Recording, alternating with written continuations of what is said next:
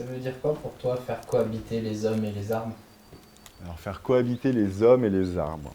La cohabitation. Bah, c'est quand il y a des contraintes. Une ligne électrique, un bâtiment. Alors après, la cohabitation, ça va être de dire, bah, on enlève le strict minimum. Comment tu l'opères? Comment tu l'imagines cet équilibre?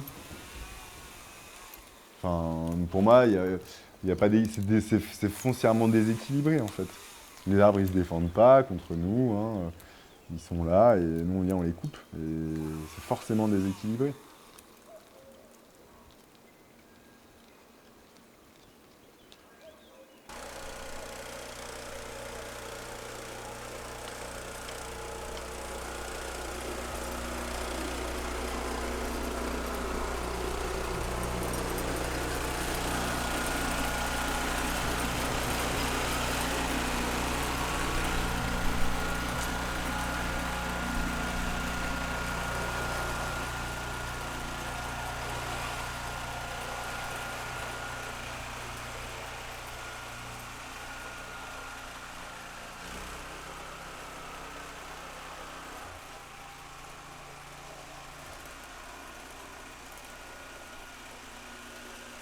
On s'est affranchi de la nature, on la domine, on la façonne à l'image qu'on veut qu'elle est. On n'accepte plus le sauvage. Donc non, enfin, le rapport de force, il est déséquilibré. Enfin, le rapport de force. Oui, c'est comme ça. T'as l'arbre qui va me mettre un coup de branche, ça me faire tomber.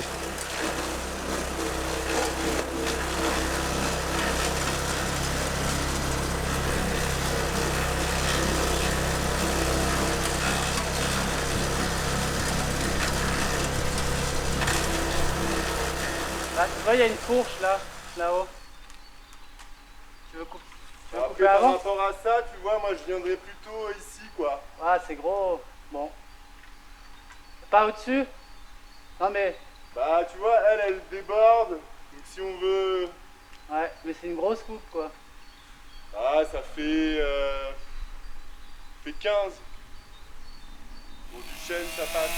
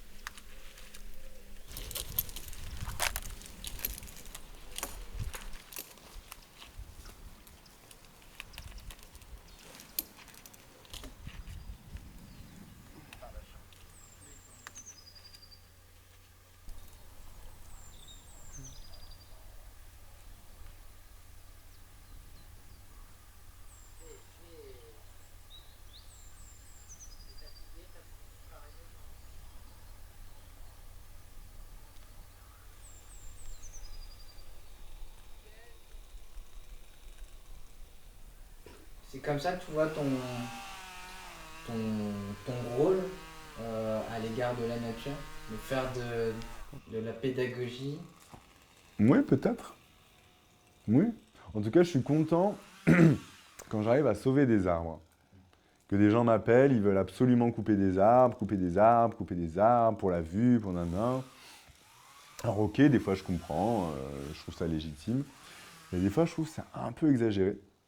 Donc vraiment, je me fais l'avocat de l'arbre, quoi. Je rappelle aux gens bah, que c'est un climatiseur naturel, que ça apporte plein de bonnes choses pour la biodiversité, que ça abrite plein d'oiseaux, des insectes, des choses, plein d'êtres vivants dont on a besoin pour continuer à vivre sur cette planète.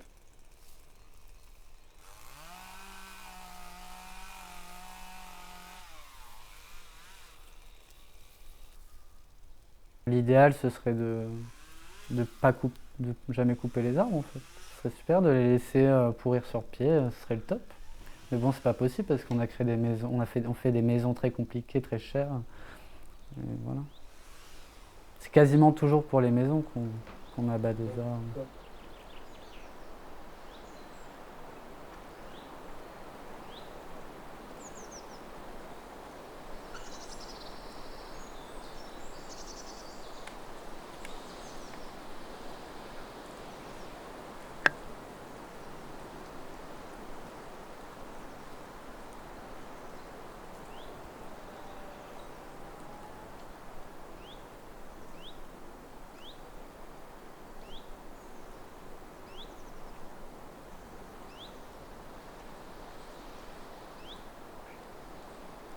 J'ai l'impression que les humains développent un complexe par rapport aux arbres.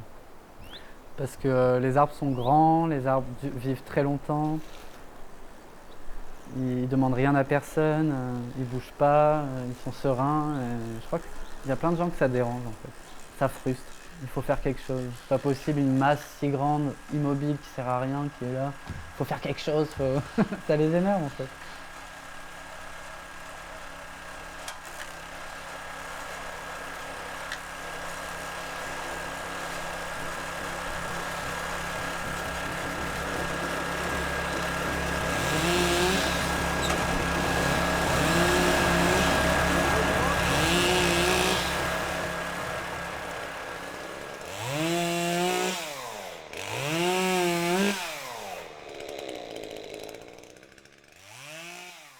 Beaucoup plus rassuré par le vivant parce que j'ai l'impression de mieux. Dès que c'est créé par des humains, je crois que j'ai un peu du mal avec une petite misanthropie latente. Il y a on est toujours un peu confronté à la réalité crue des humains. Tu te sens pas forcément aligné avec ton activité. Non, je dirais pas qu'on fait un boulot écolo par exemple. D'accord, intéressant. J'ai pas un très bon rapport aux machines, au bruit des machines quand c'est très puissant, le côté agressif. Comme je disais, j'aimais pas spécialement la tronçonneuse, enfin, je m'en tenais éloigné, même si j'étais dedans. C'est marrant, c'est comme si toute ma vie, il y a des forces qui voulaient me ramener vers l'arbre, quoi que je fasse.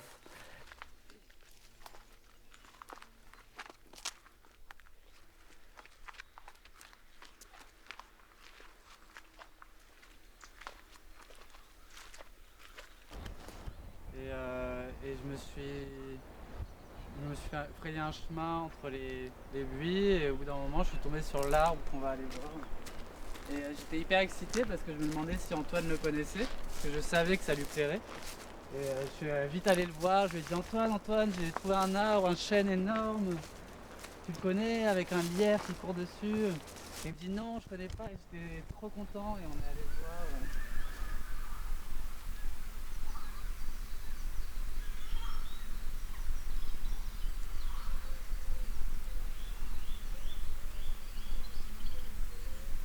La connexion au végétal, quand je la vis, bah, ça ça m'éloigne de l'humain, de ces considérations-là en fait. Et c'est peut-être ce que je recherche aussi, c'est de décentrer le regard et d'entrer dans un autre monde, quoi. On connaît quasiment chaque plante autour de nous, on les voit grandir, évoluer. On voit ce qui circule autour, les petits insectes, les oiseaux, et ça devient très important parce que on y accorde du temps, de l'attention. Et du coup notre monde s'élargit, on va être un peu moins anthropocentré, un peu plus attentif aux interactions entre les choses autour de nous. Et puis une curiosité d'observer, de juste regarder les choses et de me réjouir de leur beauté. Une forme de méditation où je pense pas trop, je suis dans la contemplation et la sensation, les bruits, les odeurs, la texture des choses.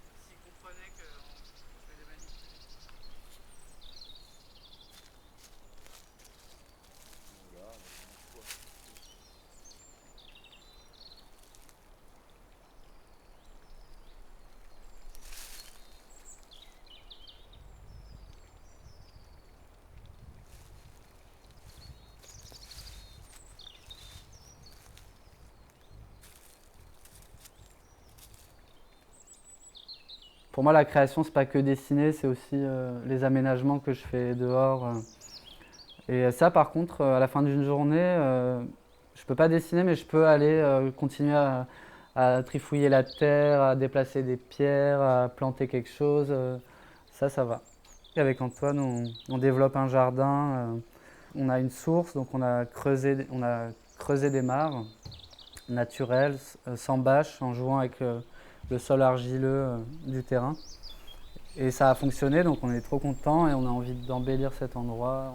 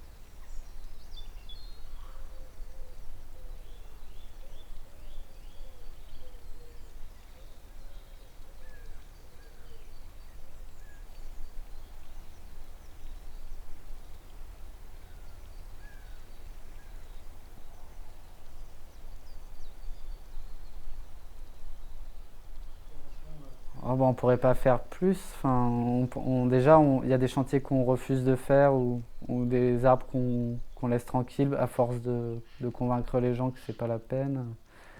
Typiquement, le client va dire cet arbre, il faut vraiment le tailler là, enfin, ça va lui faire du bien.